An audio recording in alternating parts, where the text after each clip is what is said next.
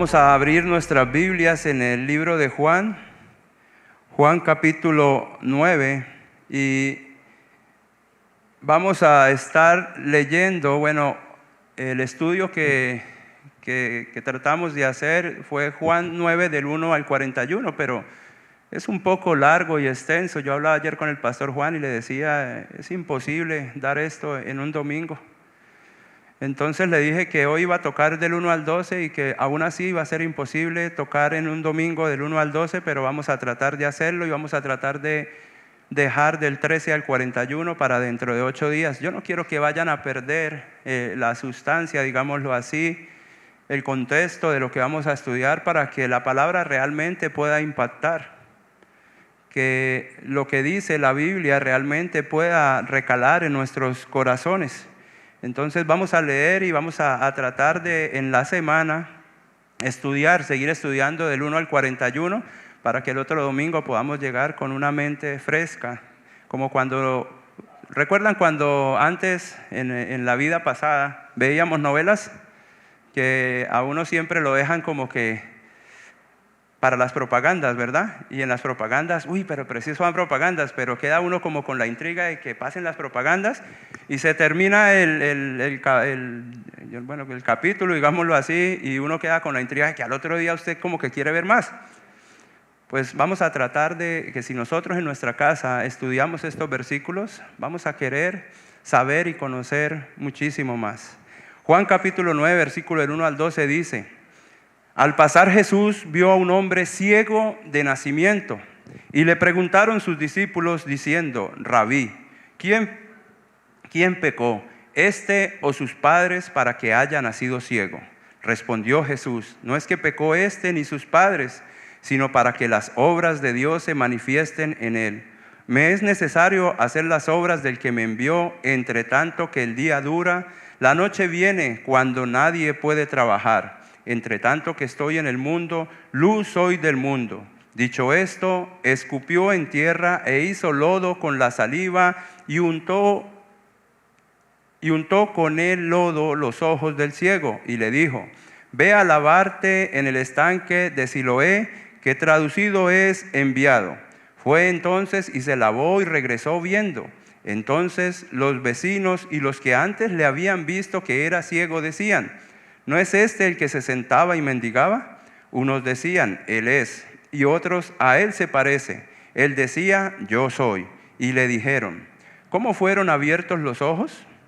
¿Cómo te fueron abiertos los ojos? Respondió él y dijo: aquel hombre que se llama Jesús hizo lodo, me untó los ojos y me dijo: ve al Siloé y lávate. Y fui y me lavé y recibí la vista. Entonces le dijeron: ¿dónde está él? Él dijo: no sé. Bueno, antes que comencemos a analizar, yo quisiera colocarlos en el contexto. Es algo corto. Ustedes recuerdan el capítulo 8, recuerdan lo que está pasando con el Señor Jesús. El Señor Jesús se muestra y dice, en Juan 8:12 dice: otra vez Jesús les habló diciendo: yo soy la luz del mundo. El que me sigue no andará en tinieblas, sino que tendrá la luz de la vida. Jesús, ¿qué está diciendo? Yo soy la luz, ¿verdad? Y quien me sigue no andará en tinieblas. ¿Sabe una cosa? Yo sé que es Dios, Jesús es Dios, pero es un ser muy, pero muy sorprendente. Él no iba por el mundo haciendo milagros por hacerlos. Quienes me conocen saben que siempre que leo un pasaje de la Biblia, yo quiero sacar un cuadro de ese pasaje, por ejemplo, de un milagro. Quiero sacar un cuadro y mirar el Señor cómo está mostrando la redención a través de un milagro, de un acto que está haciendo. Y casi siempre nosotros vemos en la Biblia todas estas cosas. Por ejemplo, ustedes recordarán con Abraham, cuando iba a sacrificar a su hijo Isaac, un cuadro del sacrificio de Jesucristo en la cruz. ¿Sí recuerdan? Abraham, Isaac cargaba la madera, Jesús cargaba la cruz. Abraham simplemente iba a sacrificar a su hijo, estaban ellos dos solos, puso resistencia a su hijo Isaac. Se supone que era una edad ya grande porque podía cargar la leña, ¿no? No era un niño de 7 ni 9 años. Yo creo que era un niño que tenía por lo menos más de 20 años, o un joven. ¿Podía poner resistencia a este anciano? Claro, pero él no puso resistencia a Jesucristo o puso resistencia al Padre, no, dice que él mismo dio su vida, ¿verdad? Y vemos el cuadro, esto es lo que yo quiero que ustedes vean. Muchas iglesias dicen David y Goliat, ¿cuáles son tus gigantes? No, Goliat representa al diablo, el pecado, la sumisión. David, una imagen del Cristo que iba a morir en la cruz. David no podía vencer a Goliat. Es un cuadro de la salvación. Nosotros vemos en Moisés también. Moisés no era el que hacía milagros. Podemos nosotros ver señales, maravillas, prodigios, pero todo tenía un fin, apuntar a Cristo. Y cuando yo miro esto y cuando yo leo, ¿sí?, que dice en Juan 8:12 que Jesús dice, yo soy la luz del mundo, y vamos al capítulo número 9 y el primer milagro que el Señor llega a hacer, antecediendo esto, no sabemos si Jesús cuando huyó del templo, porque él huyó, le iban a matar porque él estaba diciendo yo soy antes que Abraham. Y recuerda que le iban a apedrear y le tocó salir. Bueno, no sabemos si esto ocurrió inmediatamente después, una semana, 2 semanas. Lo que sí sabemos es que lo que relata el escritor de Juan es que el primer milagro que el Señor Jesucristo hace es dar la vista a un ciego de nacimiento. Y ahí es cuando nosotros debemos de decir, wow, tremendo el Señor, qué gran ilustración. Yo siempre digo, ilustración magistral. Yo soy la luz del mundo, la luz ilumina. Y el primer milagro que hace para ilustrar es dar la vista a un ciego. ¿Y sabe una cosa? Muchas personas a veces se me han acercado diciendo sobre las señales que siguen a los que creen. Quizás porque tienen un panorama corto de lo que es la Biblia. Porque es que el Señor Jesús no iba haciendo milagros porque sí. Porque Él quería hacer estos milagros. No, todo estaba escrito. Joel, Isaías relataban. Isaías específicamente sobre lo que el Señor iba a hacer cuando viniera y era para que se cumpliera la Escritura. Los milagros no cambian a nadie, ¿verdad? Y eso lo vamos a ver aquí con este ciego de nacimiento. Pero entonces, el ciego no había perdido su vista. Era ciego de nacimiento. Y vamos a ver cómo este ciego tipifica toda la humanidad. Porque todos nacemos ciegos espiritualmente. Todos nacemos en tinieblas, absolutamente todos. Y es por eso, ahora yo creo que están entendiendo el cuadro que nosotros vemos cuando leemos que Jesús dice, yo soy la luz del mundo, y el primer milagro que hace es curar a un ciego de nacimiento. Él estaba mostrando lo que iba a hacer más adelante en la cruz del Calvario. Es tremendo, ¿no? Cómo el Señor no descuida ni un solo detalle. Y estos detalles los da ¿para qué? Para que nosotros podamos creer en Él y veamos que todo, absolutamente todo, desde Génesis hasta Apocalipsis, únicamente le muestra a Él. No muestra, hay una perícopa llamada los héroes de la fe, los grandes héroes de la fe.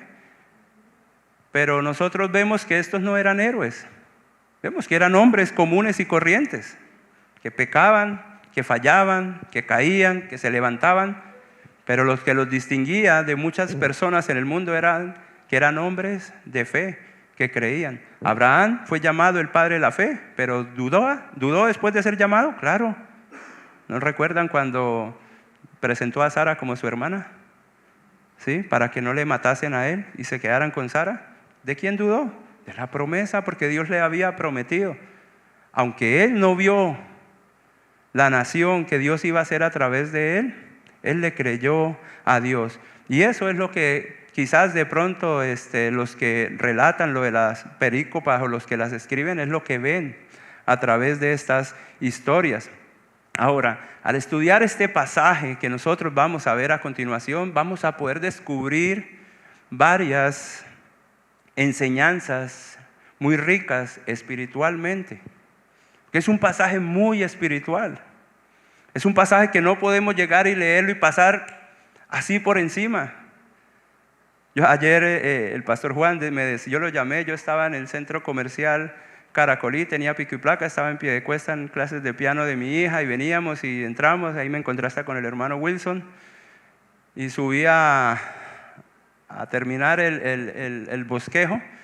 Y decía el pastor Juan, no hermano, rápido. Yo le decía, no, vea hermano, le dije, de seguro que en el primer versículo podemos hasta ocupar para un domingo y da hasta para 2 domingos. Dice el pastor, hermano, es que tú predicas hasta pestañó. Y ahí yo le dije, no, tampoco. Pero es que vamos a mirar versículo a versículo cómo puede impactar o cómo impacta más bien la vida de las personas este mensaje tan fuerte en amor del Señor Jesucristo. Y este mensaje lo he titulado de las tinieblas a la luz. Dice el versículo 1, al pasar Jesús vio a un hombre ciego de nacimiento. Al pasar Jesús, ¿sí? Yo creo que pasaba por algún camino dentro de Israel, ¿verdad? Estaba dentro de esta región y ya vamos a ver por qué él estaba allí dentro. Ahora, algo que nosotros podemos notar es que en el templo le querían matar. Antes ya estaban enardecidos todos los religiosos. Y al parecer la furia seguía creciendo. Y saben una cosa, a pesar de todos estos impedimentos que su propio pueblo al que él había venido, a pesar de toda esta oposición, el Señor Jesús nunca se detuvo para hacer lo que había venido a hacer, para hacer a lo que le habían enviado. Él no dijo, no, yo renuncio. Él no dijo, no, es que esta iglesia es difícil. Es que los hermanos no ayudan, no colaboran y yo renuncio, no. Él continuó la obra para la cual fue enviado. Y él sabía por qué tenía que culminarla. En Juan capítulo 9, versículo 4 dice, me es necesario hacer las obras del que me envió, entre tanto que el día dura. El Señor se detuvo cuando vio al ciego que estaba mendigando. Había encontrado una nueva ocasión o una nueva oportunidad para mostrar su misericordia. Yo quiero que coloquen especial atención a estas cosas de este solo primer versículo que el Señor muestra. Con esto se nos revela la atención constante de Jesús hacia aquellas personas necesitadas. Ahora, una persona necesitada no es solamente una persona que necesita de pronto un recurso financiero, o que necesita un trasplante de riñón, o que necesita quizás una transfusión de sangre o un órgano. No. ¿Es una necesidad física? Sí, pero el Señor estaba mirando más allá de esa necesidad física. Claro, Él es Dios. Él sí sabía a lo que venía, pero algo que yo quiero que vean es que Dios se vale de cualquier cosa para hacer el bien.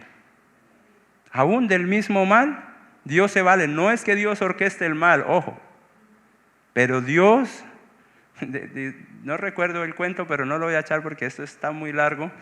Pero que una abuelita dio gracias de un hombre ateo que una vez le llevó a un mercado y el hombre ateo, para que vea que Dios no existe, y llega la abuelita y dice, bueno, hasta Dios usa al diablo para bendecir a sus hijos. Y es verdad, Dios puede utilizar cualquier situación si le dejamos.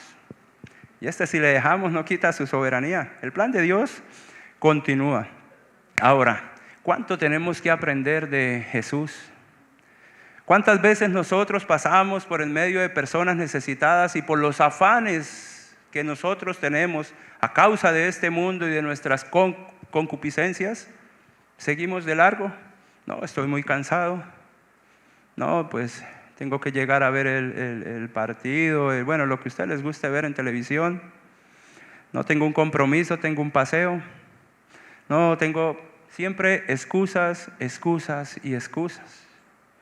Deberíamos ver en cada necesidad de cada persona una oportunidad de poder predicar el Evangelio, de poder mostrar la misericordia y el amor de Dios.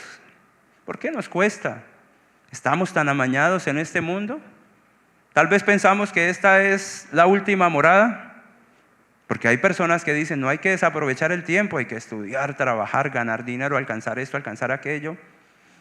Pero eso va en contravía de la palabra de Dios, sí. Ahora, aclaro, yo no estoy diciendo que no estudien y que no trabajen. Claro, eso es bueno, es importante. pero no debemos amontonar tesoros aquí en la tierra, ¿cierto?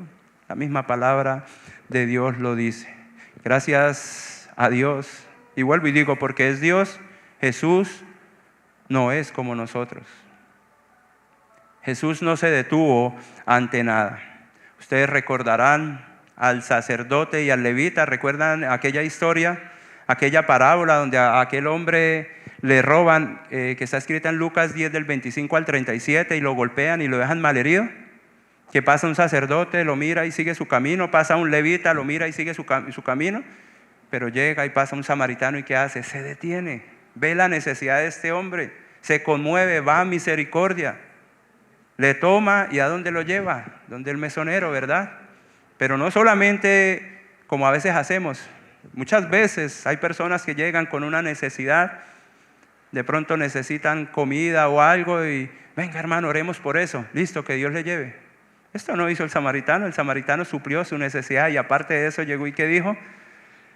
O sea, sánalo, cúralo, ocúpate de él, le dice el mesonero, cuando yo vuelva te pagaré lo que gastes de más. Eso que nos enseña, debemos ir más allá. No es solamente dar un consejo a una persona, sino poder hacer seguimiento a esta persona, interesarnos por esta persona. Ustedes saben que esta iglesia no es una iglesia donde nosotros somos como una pirámide, como algunas otras congregaciones donde usted está llevando y va subiendo, no. Aquí a nadie se le dice, este ha traído 3, 5, 10, no. Pero Dios sí ve lo que nosotros estamos haciendo, Él sí lo ve. Él sí está atento. El Señor Jesús se comportó como este buen samaritano. Qué ejemplo tan grande, ¿no? Y nuevamente el samaritano apuntando ¿a dónde? A Cristo. Y casi todas las historias, por no decir que todas, porque yo no puedo decir que de cada versículo tengo que sacar a Cristo porque estaría diciendo como una herejía, ¿no? Pero casi todas las historias apuntan a nuestro Señor Jesucristo. El ciego era un hombre bastante conocido. Bastante conocido. Bueno, ¿y usted por qué dice que es bastante conocido? Miremos lo que dice el versículo 8 de Juan 9. Entonces los vecinos y los que antes le habían visto que era ciego decían, ¿no es este el que se sentaba y mendigaba? O sea, sí era conocido. Pues en aquella época yo me imagino que pues no es como ahora, ¿no? Ahora pues las personas que piden, hace unos años yo recuerdo cuando tenía como unos 10, 12 años que me llevaban al centro, las pocas veces, o sí que fui en diferentes, digámoslo así, meses, yo siempre veía a una señora tirada en la 36, donde quedaba el tía, pidiendo monedas y siempre se veía. Bueno, hoy en día lo que pasa es que esto se convirtió en un negocio y muchas personas están todos torcidos y cuando ya no hay nadie, hay cámaras que han captado y se levantan, se limpian y van y recogen su carro que han dejado en el parqueadero y sí. Pero en aquella época no era así. Este ciego necesitaba de la ayuda de las personas para poder sobrevivir. ¿Y saben una cosa? Era un mandato. Era un mandato. De hecho, Dios lo especificó en la ley. Leamos Levítico capítulo 19, versículo 14, que dice, no maldecirás al sordo y delante del ciego no pondrás tropiezo, sino que tendrás temor de tu Dios, dice Jehová. Nadie podía hacer más nada por este ciego, simplemente ayudarle con el sustento. ¿Alguien podría regresarle la vista? No, nadie. Ni mucho menos nadie podía hacer que él creyera en el Señor. Nosotros tampoco podemos cambiar la situación de muchas personas. ¿Hay paralíticos? Sí, hay paralíticos. ¿Podemos hacer que caminen? Quizás la ciencia, ¿cierto? Pero ¿podemos nosotros humanamente hacer algo? ¿Por un ciego quizás? ¿Por un sordo? Nada, ¿verdad? Pero ¿qué podemos hacer nosotros por aquellas personas que no creen? ¿Podemos hacer que crean? ¿Podemos entrar dentro de su corazón y convencerlos de que crean?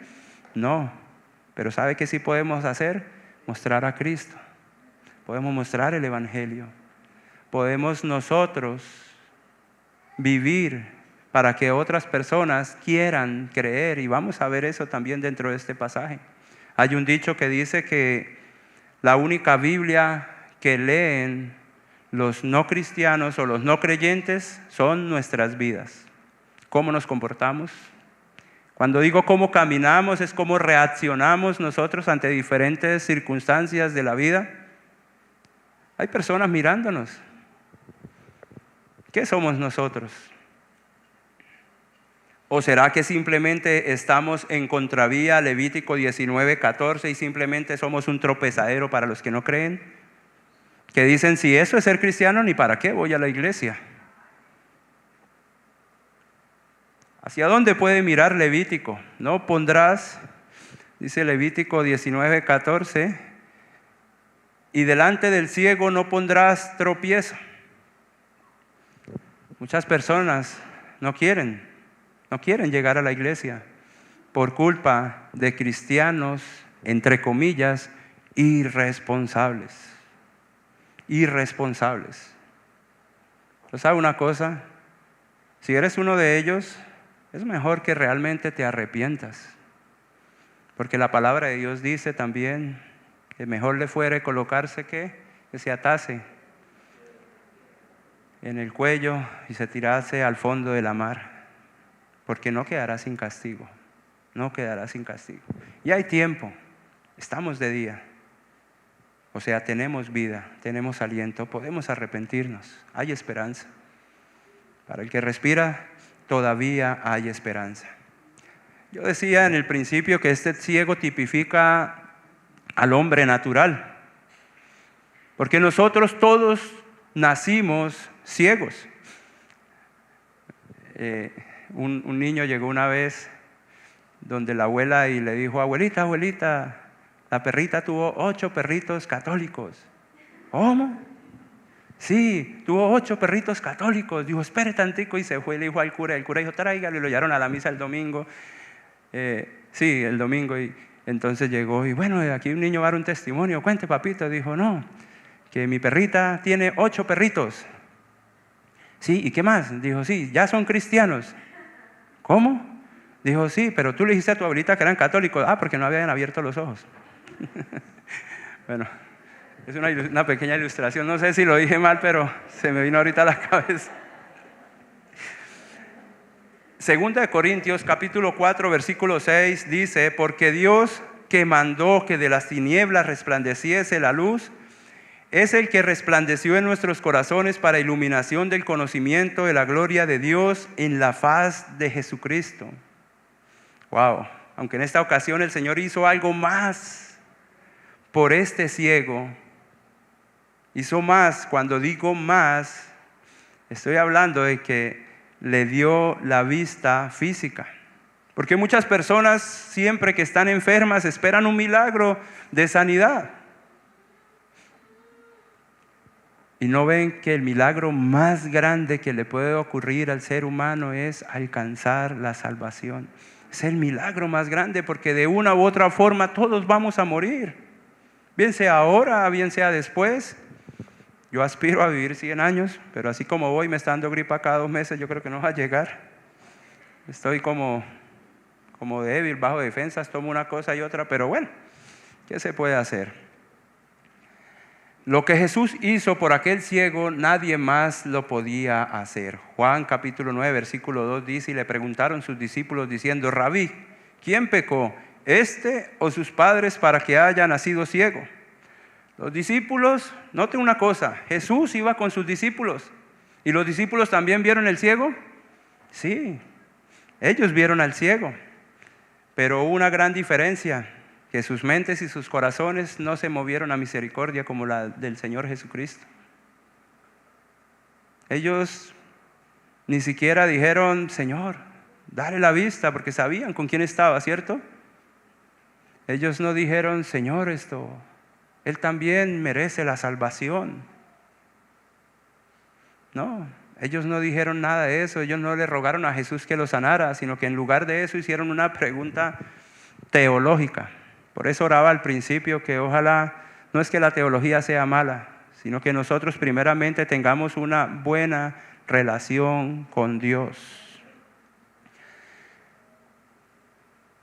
Llegan los discípulos y ¿qué dicen? Señor, ¿quién pecó? o sus padres. Casi siempre.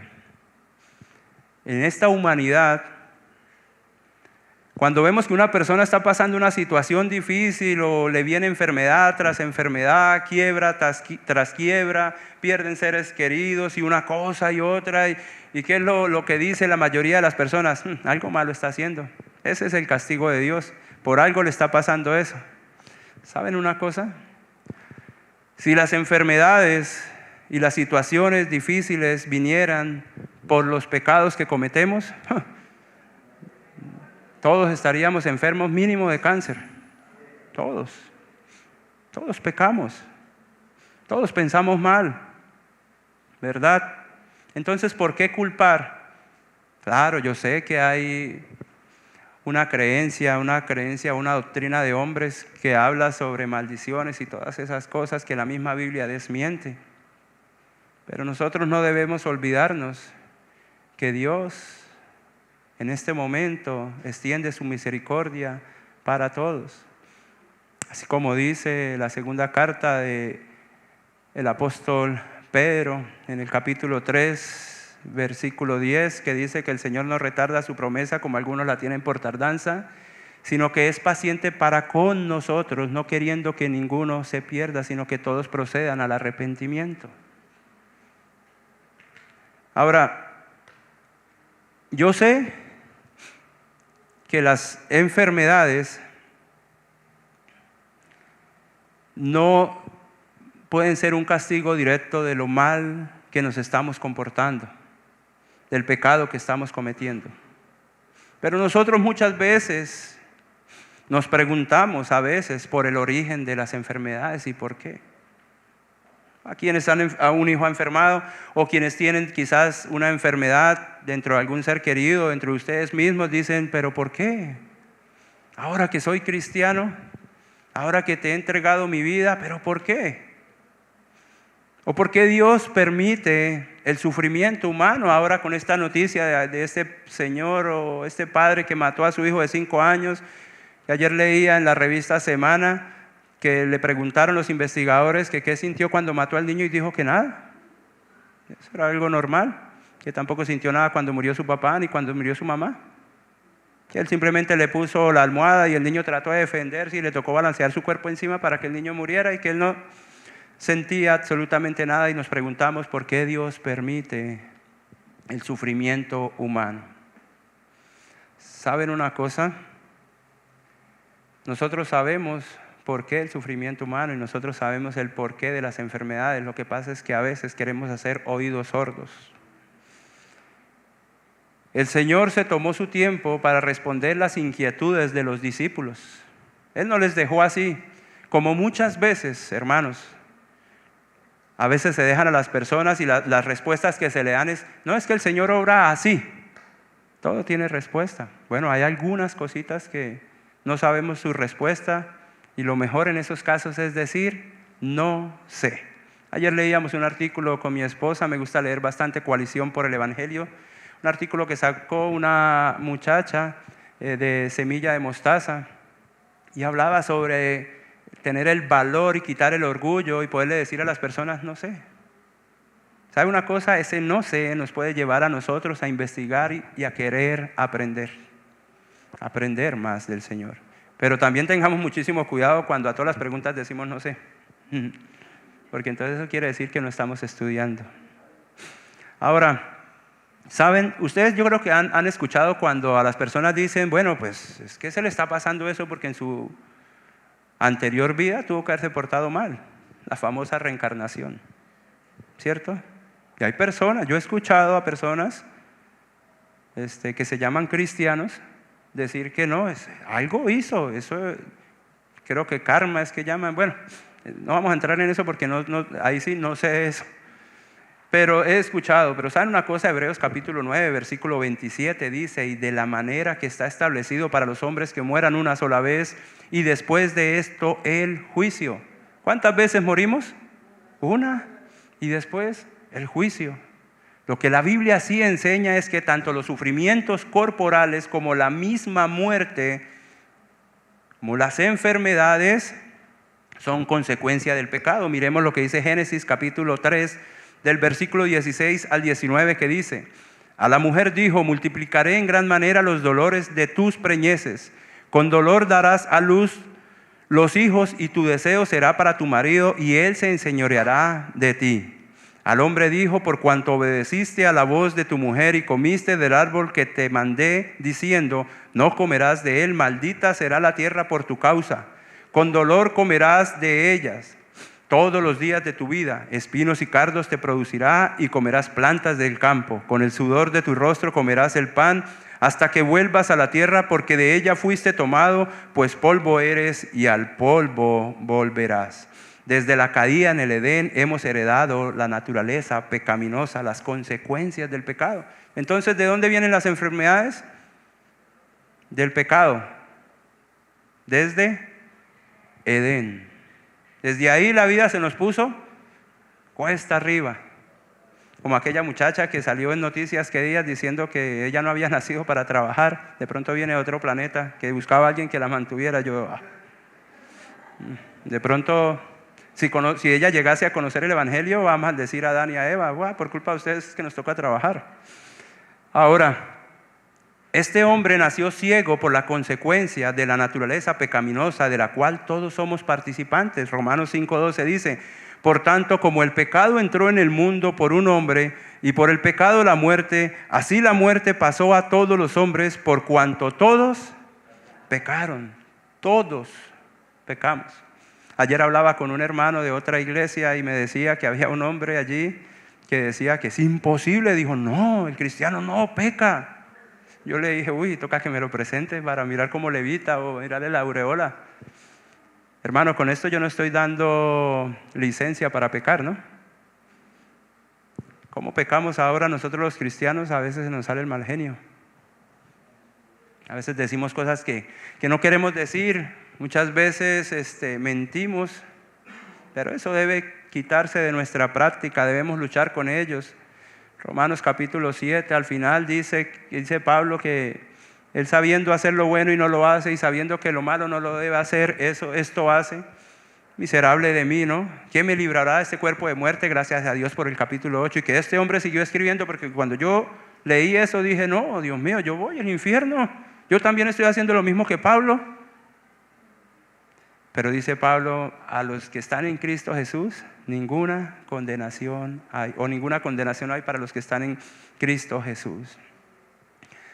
Ahora, es verdad, ¿cierto?, que muchas veces el pecado tiene una relación directa con la enfermedad. ¿Sí o no? Probablemente una persona que sea un fumador empedernido pueda llegar a sufrir de un cáncer de pulmón. Un alcohólico puede llegar a sufrir una cirrosis. Y así muchas cosas de estas, como una persona que le gusta estar con otras parejas, puede llegar a alcanzar el VIH. Ahora, no quiero decir que el VIH tenga que ser alcanzado precisamente en una relación de estas, pero sí hay pecados que nos pueden conllevar a nosotros a enfermedades y calamidades terminales. Ahora, algo que debemos tener claro acá es que este ciego de nacimiento no estaba ciego por un pecado que él o sus padres habían cometido. Claro que no. Pero, ¿saben una cosa? No seamos tan ligeros para juzgar y cuestionar la calamidad de otro. El Señor Jesús, pues lógico, vuelvo y repito, Él es Dios, Él conocía al ciego de nacimiento, pero ejemplo nos dio. Él no se detuvo a mirar, bueno, ¿y ustedes cómo viven esto? Mire, pero es que le vienen esas cosas. No, Él se detuvo ¿a qué? A ayudar. Indiferentemente si nosotros vemos personas que se están comportando mal, personas que fallan y vuelven y fallan, extendamos misericordia. Vayamos y ayudémosle. Sigamos mostrando a Cristo. Esto no es malo. Esto es bueno y esto revela realmente las intenciones que hay en nuestro corazón. Ustedes recuerdan el libro de Job, ¿verdad? Recuerdan que Job dice su propio libro, era un varón recto. Y mire cuántas cosas le vinieron. Quienes de pronto no lo han leído o no recuerdan, a él le vinieron un montonón de enfermedades. Su esposa le dejó, sus hijos murieron, perdió sus tierras, perdió su ganado, perdió todo. Y al último sus amigos, ¿qué le dijeron? Algún pecado estás cometiendo porque por eso te sobrevino esto. Y nosotros que conocemos la historia sabemos que, ¿qué dice? Varón recto, delante de Dios. Y no le había sobrevenido nada de esto porque él haya cometido algo, ¿verdad? Sino que Dios permitió estas cosas para mostrarle al enemigo que sí hay hombres que se paran firmes y para dejarnos a nosotros como aplicación que sin importar las circunstancias, nada ni nadie nos podrá separar del amor que está en Cristo Jesús. Esto debemos nosotros tomarlo como ejemplo y como aplicación a nuestras vidas, aunque no estoy diciendo que sea fácil, eso es muy fácil decirlo, pero vivir lo que Job vivió debe ser algo muy, pero muy difícil. Si las enfermedades viniesen porque pecamos, ustedes no han conocido personas que pecan por placer y uno los ve sanos, felices y nunca les viene nada malo. Bueno, entonces ya se derrumbó esa doctrina, esa mala doctrina de que las enfermedades vienen por los pecados que nosotros cometemos. Vienen del pecado, sí, pero el pecado original. Ahora, ¿saben otra cosa? Hay personas que leyendo este pasaje dicen que el Señor mandó esta ceguera para poder hacer su obra. Esto tampoco está bien. El Señor Jesús, nuestro Señor Dios, Él es sin pecado, ¿verdad? Él es sin pecado. Y Él no va a hacer algo como esto para poder revelar o mostrar su gloria. No. Que eso no se nos pase por nuestras mentes y cuando escuchemos a alguien decir esto, pues hagamos oídos sordos y no le volvamos a escuchar hasta que no hablemos con esa persona y le coloquemos en claro que Dios no peca. Ni tampoco Dios obligó a Judas a entregar a Jesús o a traicionar a su hijo. No, esto no es así. Y quien tenga problemas con estos conceptos, le invito a que se siente conmigo una tarde. Y ahí sí hablemos teológicamente y doctrinalmente y podamos aclarar estas dudas por medio de la palabra de Dios. Romanos capítulo 8, versículo 19 al 25 dice: porque el anhelo ardiente de la creación es el aguardar la manifestación de los hijos de Dios, porque la creación fue sujetada a vanidad, no por su propia voluntad, sino por causa del que la sujetó en esperanza. Porque también la creación misma será libertada de la esclavitud de corrupción. Esto está hablando a futuro, a la libertad gloriosa de los hijos de Dios, porque sabemos que toda la creación gime a una y a una está con dolores de parto hasta ahora. Y no solo ella, sino que también nosotros mismos que tenemos las primicias del Espíritu, o sea, los creyentes. Nosotros también gemimos dentro de nosotros mismos esperando la adopción, la redención de nuestro cuerpo. ¿Por qué? Porque nuestro cuerpo sufre aquí en la tierra. Yo no sé ustedes, pero yo sí anhelo que el Señor Jesucristo vuelva pronto. A ver si me dejan de dar tantas gripas. A ver si dejamos de sufrir tanto acá, porque acá sufrimos. El que diga que va como viento en popa tiene que examinarse. Porque en esperanza fuimos salvos, pero la esperanza que se ve no es esperanza, ¿verdad? Porque si no sería una realidad. Porque lo que alguno ve, ¿hay que esperarlo? Pero si esperamos lo que no vemos, con paciencia lo aguardamos. ¿Esperamos la venida de nuestro Señor Jesucristo? ¿Queremos que venga ya? Yo quisiera que viniera ya. Bueno, quienes no son cristianos, va a ser un día terrible. Tremendo. Hay oportunidad. Hoy puedes creer en el Evangelio. Si no entiendes el Evangelio, aquí estamos y podemos pasar la tarde también y los días para poderte explicar. Versículo 3. Respondió Jesús: no es que pecó ni sus padres, sino para que las obras de Dios se manifiesten en él. Recordemos lo que les estaba diciendo. Que las obras se manifiesten en él no quiere decir que Dios preparó la ceguera de este hombre para él poder revelar su gloria. Claro que no. Jesús sanó a aquel ciego de las consecuencias del pecado y esto sirvió para mostrar su gracia, su poder y su misericordia. Como el Señor decía, las obras de Dios se están manifestando en aquel hombre. La tragedia del hombre ciego había venido como consecuencia de la caída del hombre, lo que hablábamos de Génesis. Pero el Hijo de Dios iba a aprovechar esta situación para mostrar lo que Dios puede y quiere hacer, no solo en este hombre, sino en toda la humanidad.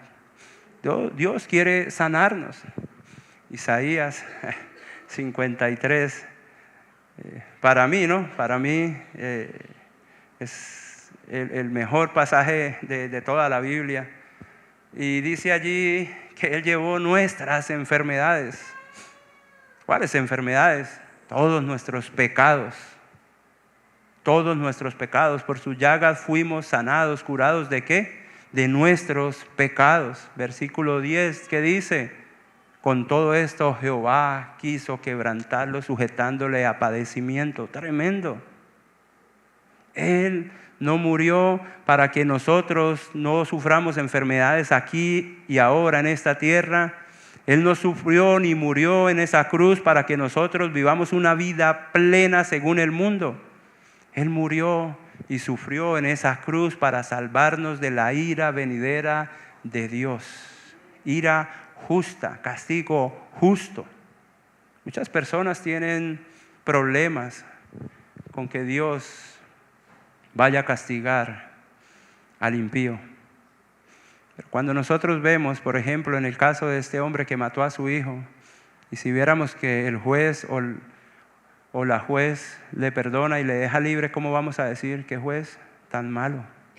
¿Qué justicia tan corrupta? ¿Verdad? Pero Dios es un juez bueno y a cada uno le va a dar su merecido. Dios en su providencia puede usar lo que a todas luces era una desgracia para traer gloria a su nombre.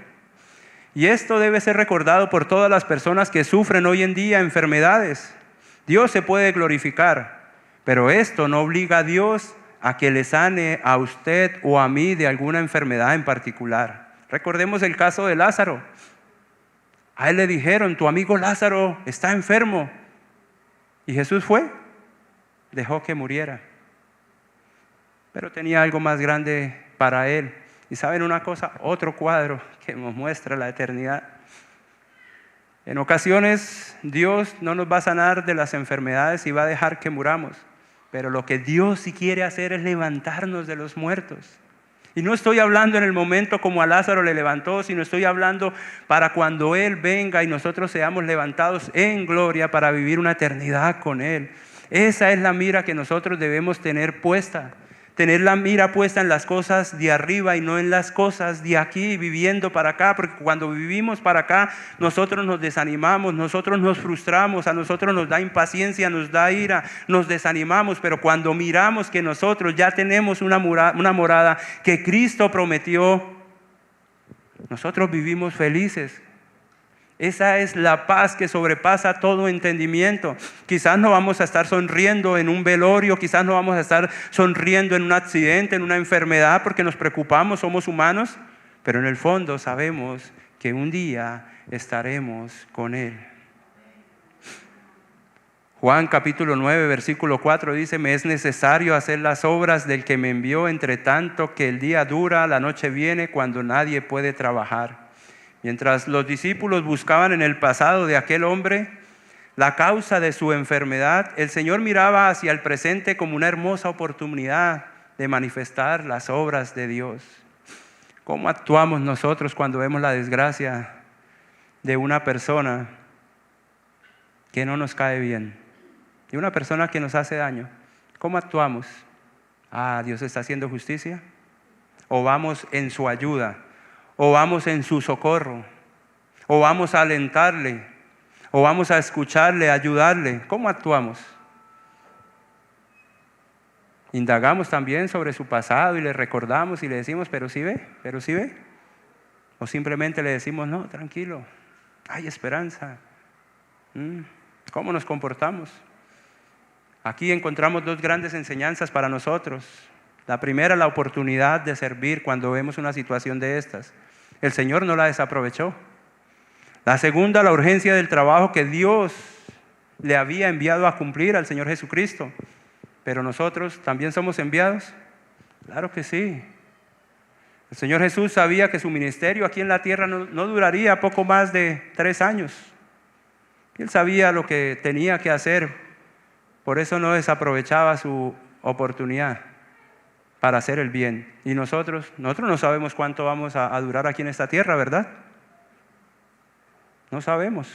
Entonces procuremos estar haciendo para lo cual fuimos enviados. Juan 17:4 dice: yo te he glorificado en la tierra, he acabado la obra que me diste que hiciese. Yo te he glorificado en la tierra, he acabado la obra que me diste que hiciese.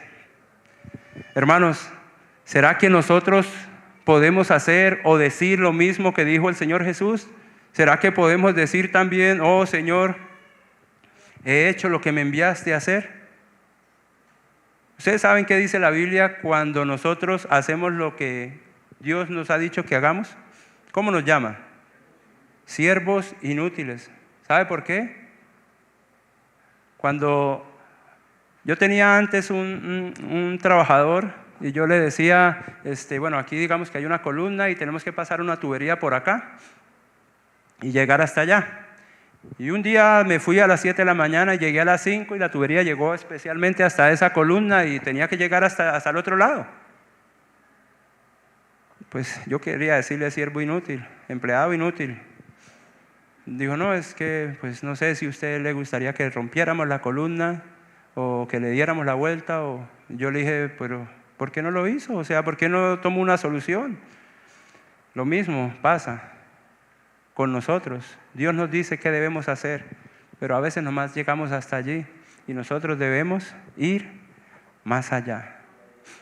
Hermanos, dentro de 8 días continuaremos con esta enseñanza, pero yo quiero que llevemos una gran aplicación. Primero, no seamos ajenos a la necesidad de otra persona.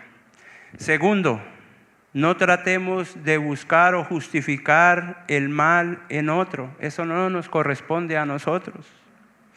Tercero, como decía el pastor Juan hace 8 días, hagamos diligentemente y con urgencia la obra de Dios en nuestra familia, con nuestros vecinos, con nuestros amigos.